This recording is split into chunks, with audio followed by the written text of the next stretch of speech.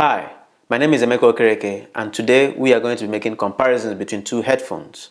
On one hand is the Wilkins PX7, which for the purpose of this video, I'll be referring to as simply PX7 going forward. And on the other hand is the brand new Sony WH-1000XM4, which going forward, I'll be referring to as XM4 or Mark IV. Alright, these two headphones are premium headphones and they have their steep price to show for it. Here in Berlin that I'm based, the Wilkins PX7 goes for €399, while the XM4 goes for €380. And the purpose of this video is to help you make an informed purchase decision and to help you decide on which one to go for. Alright, before we go into it, I must say that I am a visual artist, a photographer, a writer, filmmaker. I make music, I DJ. I also have a podcast show that I run. And due to the nature of my work, I tend to use a lot of devices and equipment. And this YouTube channel is basically to share my knowledge and experience with regards to some of the things that I use and to give you a sense of how they have helped me in my daily workflow and creative/artistic process. So let's get right into it. I'll begin with design. When it comes to premium feel, stylish, looking classy and all of that, it goes hands down to Wilkins PX7. It is beautifully designed with a cloth finishing, soft everywhere, beautiful to look at. Even the engraving of the Wilkins logo on the ear cups is so beautiful. Now, it is one thing to look good, but it is something else to look good on you. And that's why I have a bit of a problem with the PX7, because it has a bit of a bulky profile. So when you put it on, the headband rests perfectly well on your head. However, it creates this sort of like halo feel over your head and even creates a space on two sides of your head that can even fit your palms, For me, it's not a deal breaker. However, I find that a little bit awkward whenever I'm using this headphone, I'm wearing it. And this bulkiness also translates into portability, and I will come to that later. Now, on the contrary, the XM4 is bland, plasticky, doesn't look premium whatsoever. It's a €399 headphones, yet it could easily pass for a €25 headphone. The only thing it's got going for it is the matte finishing, which I like because I love everything matte, really. So that is the only thing it's got going. Now, it's important to understand this. While Sony might not be as fashion conscious as Wilkins, it's as if the design of the XM4s is informed by the intention to keep things comfortable, lightweight, and portable. And this is actually where the XM4s excel. I had already pointed out that PX7 has a sort of a bulky profile. The opposite is the case for the XM4. It has a much smaller profile on your head. You don't have that space like in the PX7, and it just marries the shape of your head and sort of like just becomes like any other generic headphones out there. It is also light and is also portable. They both come in a clamshell, which is really good because the previous Wilkins as the PX came in a cloth, but this time around the PX7 comes in a clamshell, which really protects it. But it's a bulky clamshell because of course, that bulky footprint that it has. But then when compared to the XM4, which has a smaller footprint, then of course, portability becomes an issue. The XM4 folds inside like this, and so it is more portable to carry than the PX7. However, the PX7 folds only one way, so it is not as flexible as the XM4. It folds like this, and then you can carry it like this. Next up is durability. When it comes to durability, both of these headphones have been hailed for being durable, at least on paper. The PX7 comes with a carbon fiber arm, which sort of like makes it not only light but also strong. However, I must say something at this point. This is a brand new PX7 that I'm using right now, but I have been using the PX7 for 7 months now. What happened was that just some 2 weeks ago, I tried to pick up my PX7 to use it, and then I felt some sort of like wobbly thing going on the right side, and I looked, and it was broken here, like broken from this point, that I'm showing you right now. And that was strange because everywhere you read the review about the PX7, even on YouTube, no one talks about the possibility of this thing breaking off here. Everyone talks about how strong and sturdy the PS7s are. So I sent it in for a replacement under the warranty program, and I received a brand new PS7 as a replacement. However, the damage has already been done. I now know that it is possible that after 7 months that this arm could break off here. So if you are looking to get the PX7, just bear in mind that it's possible that 7 months in that you will be sending it in again for a replacement just because something has broken off and it didn't live up to all the expectations for which they were sold in the first place and for that high price. For the XM4, so far I have not used it for that long, but everyone is saying in the reviews that it is sturdy, it is strong. When you squeak it, you don't hear any squeak, and that goes for both of them actually. The XM4 and the PX7, both of them, there's no squeaking sound. Right out of the box, they look sturdy and strong. Next up is comfort. Well, when it comes to comfort, the XM4 beats the PX7 hands down. It is lighter, it is more flexible, and it has a better clamp on the head. It is not clamping the size of your head in a manner that is hurtful. And you can envisage having this for a long time over your ears and you won't feel fatigue. Sometimes I even compare it to wearing my AirPods Pro. And yeah, I know what you're about to say, that is an unlikely comparison, but this comparison I've just made right now is to make a point that sometimes you forget that you are wearing headphones, and this is how light the SM4s are, and they are super comfortable to wear. Perhaps the most comfortable premium headphones I've ever worn. Now with the PS7, the clamp force is tight. I can't see myself wearing this for more than 2 hours in a row. At some point it begins to really hurt the sides of your head. So when it comes to comfortability, the SM4s take the lead. Now let us talk about features. Both of these headphones are packed with features, and that's really impressive, especially with regards to the PS7, because the PS7 is older than the XM4, but they sort of like almost come toe to toe or head to head with regards to features. It's just that they both have different ways of getting at it. For instance, the PS7s have buttons, for the music and call controls. For me, it is not a good or bad thing.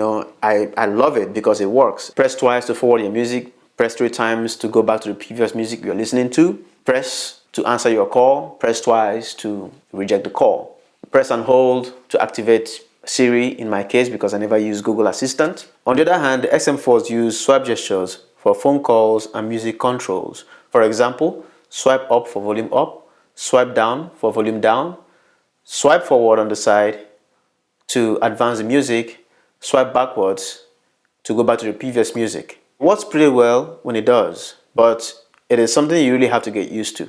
At the beginning, it's a bit tasking to know where to place your hand and where to begin your swipe up or down. But once you get the hang of it, then it really works. Bowers and Wilkins came up with the idea of lifting up any part of the ear cups while wearing it to temporarily activate the ambient mode. And sometimes you can also press a button beside it to activate the ambient mode just in case you don't want to lift the ear cups. With the XM4s, and it was the same with the XM3, all you need to do is to place your hand on the right ear cup and you will temporarily activate the ambient mode. The PS7 supports aptX HD codec, and it also has 30 hours of battery life. The same thing goes for the XM4s. They also have 30 hours of battery life. Charge the XM4s to 10 minutes to get up to 5 hours In the case of the PX7, you have to charge it for 15 minutes to get the same 5 hours. They both have accompanying mobile apps. However, for the PX7, the mobile app is just bare bones. All it does for you is to help you for connection. It doesn't do more than that. In the case of the XM4s, the mobile app does more. It helps you to customize the listening experience. It helps you to tweak the EQ of the music. And I think this is really a plus. Both headphones support connection to 2 devices, and that is really cool. But the XM4s are packed with more features directed towards convenience and more customizable user experience. For instance, we now have what Sony calls speak to chat. And what it does is that if you're listening to music or watching YouTube or watching movies and someone speaks to you, when you reply with something like as much as hey or hello, it immediately puts off what you're listening to and activates the ambient mode for a set amount of seconds, depending on how you've set that in the Sony app. It happens to be one of my best features so far when it is working. My only beef with it is that switching it off or on, it's not intuitive. For instance, to switch it off, you will have to press with your 2 thumbs on the side. Press and hold for it to go off. It's not always working. Sometimes you do that and it will activate Siri, in my own case. And so I have not figured out when it works and when it activates Siri. And I think this is something that Sony should work on a little bit more through, say, firmware updates or so, But also, the XM4s are equipped with something that is called DSEE. And basically, Sony claims that it uses AI to upscale the quality of audio files that you listen to, especially those with the bad quality, and sort of like reduce the frequency and make them sound closest to how they would sound when the music was made. And this is really amazing because I have listened to it. I think I have picked up, I think that this works. I don't know if it's a placebo effect, but I think so far it works. I have listened to files from Spotify, for instance, which by the way I think is the worst audio quality amongst all the mainstream platforms that I've listened to. Tidal, Deezer, Apple Music, and all the rest of them out there. And it sort of like feels like it gives the Spotify files more punch when you listen to them. I don't know if this is a placebo. I have not technically, like with equipment or something, measured it, but this is what I feel. In any case, I think it's great to have this, even if it gives you a sense that it flattens the curve when it comes to listening to variable audio files, when it comes to the quality of those files. I think that's already good. All right, now let us talk about noise cancellation, because of course these are ANC headphones. They're not just headphones, but they're ANC headphones. So let us talk about the noise cancellation capabilities. Well, let me start with PX7. Of course, it's got all the features like the adaptive noise cancellation, which is you can switch between low, high, and auto. But when it comes to the actual cancelling of the noise, I must say that compared to the XM4, the noise cancellation of the PS7 is a joke. It's a total joke. As a matter of fact, it is better for you to listen to music with the passive noise cancellation of PX7. That is the best mode to listen to music with the PS7. Because immediately you put on the noise cancellation of the PS7, you get a sense that the music is thinned out a bit and deteriorates. And I will come to this again when I begin to talk about sound. And even at that, it doesn't do enough job of cancelling out the ambient sound and everything. It does to some fair amount, but not what you would expect from headphones of this price category. So yeah, I think that if we are comparing it to the Sony XM4s, well, it's a joke. If you are looking at strictly noise cancellation, then PS7 in relation to XM4 is not your guy. Now, talking about the XM4s, the noise cancellation of the XM4s are state of the art. Like, there is nothing like it, as far as I'm concerned, in the market right now that I know of. It is amazing. It was already good with the SM3s, but now with the SM4s, it is just amazing. It works really, really good. It also has this adaptive noise cancellation. So much there's even an additional bells and whistles to the adaptive noise cancellation thing, because it can automatically modify the noise cancellation according to your location and the place you frequent. That is, if you give authorization for your location. I have turned it on and sometimes turned it off because I don't like the idea that I have to give authorization for my location and for that feature to work. So, but if it is something that you really love, I think so far it works. It works in my case. For instance, at home, it recognizes that you are sitting down on a couch or something, and then it kicks in your noise cancellation. But then when you are outside walking, it sort of like kicks in your noise cancellation, but according to the settings that you've given it, say maybe halfway or so. And when you are running as well, it recognizes that you are running and it will modify the noise cancellation accordingly. Another thing again is that it has a button for optimizing your noise cancellation. The SM4s are packed with features that are geared towards convenience and customizable user experience, and I think that alone gives it an edge over the PS7. With regards to phone call, I must say I didn't test both of these headphones enough to know how they fare in terms of phone calls. I don't use them enough for phone calls. I usually use my AirPods Pro if I want to make phone calls.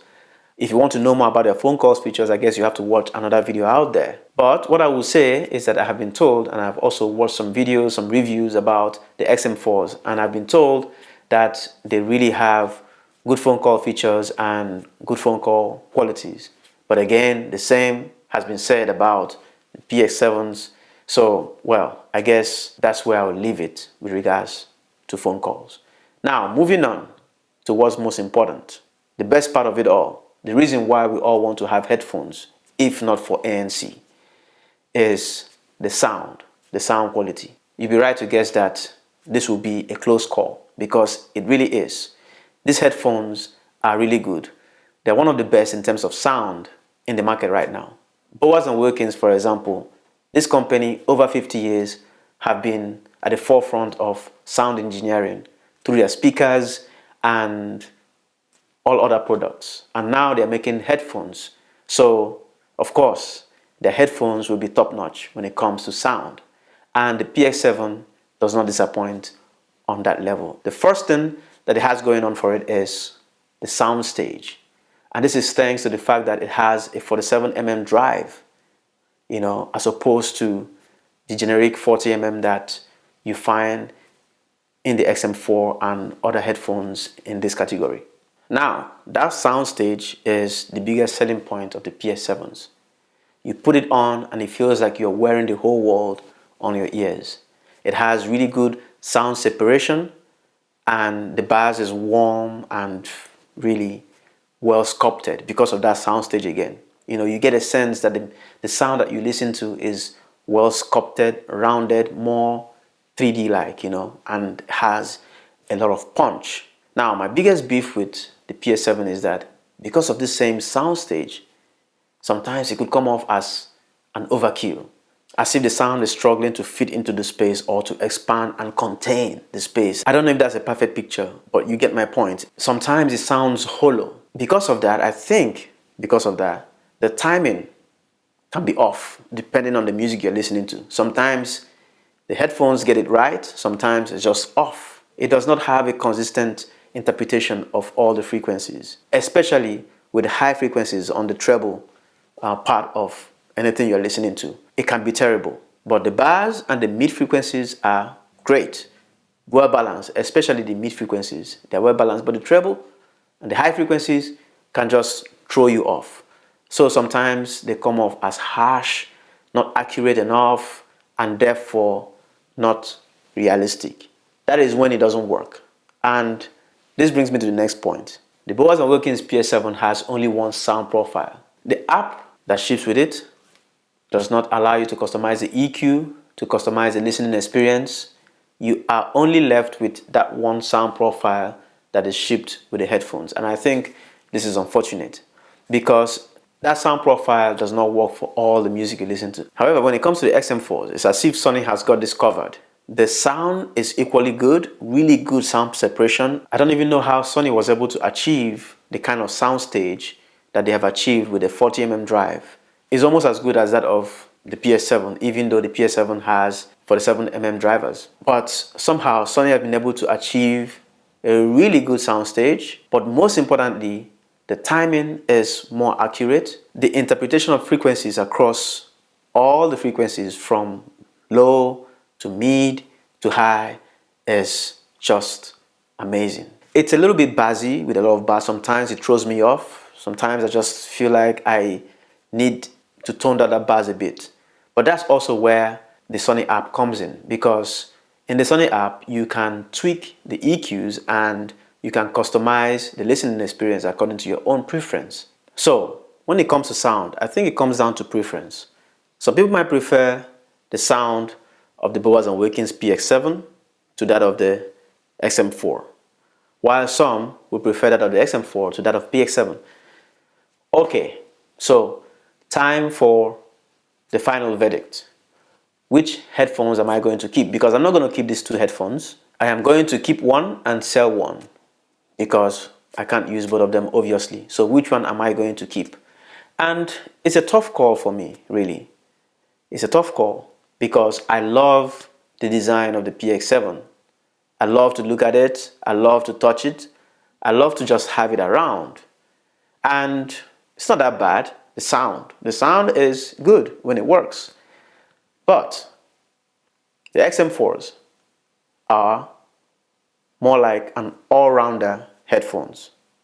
For the first time, I see myself using my headphones more frequently, as opposed to dividing my listening needs between the AirPods Pro and the headphones and always deciding which one to take with me. With the XM4s, I see myself using it more often. It is portable, it is comfortable, it is lightweight. And the only reason why I would want to hold on so much to the PS7 is the design and maybe the sound. But the XM4s have got all this taken care of as well. So better value for money, an all-rounder, headphones that I will use often for how much I have paid for it is the XM4s. So I am going to be keeping the XM4s. So there you have it. I am keeping the XM4 because I think they are better headphones for now. Of course, maybe Bowers & Wilkins will upgrade this year, next year, and sort of like fix some of these deficiencies that the PX7s come with. And while at it, please, Bowers & Wilkins, do something about your accompanying mobile app. You have to do something about customizable user experience, otherwise you are out of the game. Because everything today, artificial intelligence, machine learning, augmented reality, everything points to one direction, which is customizable user experience. You cannot buy these things this expensive and expect it to ship with one sound profile or one way of using it. I think that this is something Sony have understood coming out of the XM3, and they have taken care of it perfectly in the XM4. And I hope, Bowers & Wilkins, if you are watching this video, that in the next iteration of the PX7s, maybe the PX8, you also take care of it. So that's it for this video. If you have made it up to this point, I hope that this video has helped you. If it has helped you, please click the like button, subscribe, and help the channel. If you do not like the video as well, please, there's a dislike button there. Click it, but most importantly, be generous enough to leave a comment about why you didn't like the video so that it will help us to improve. Thank you so much for watching, and see you in the next video. Bye-bye.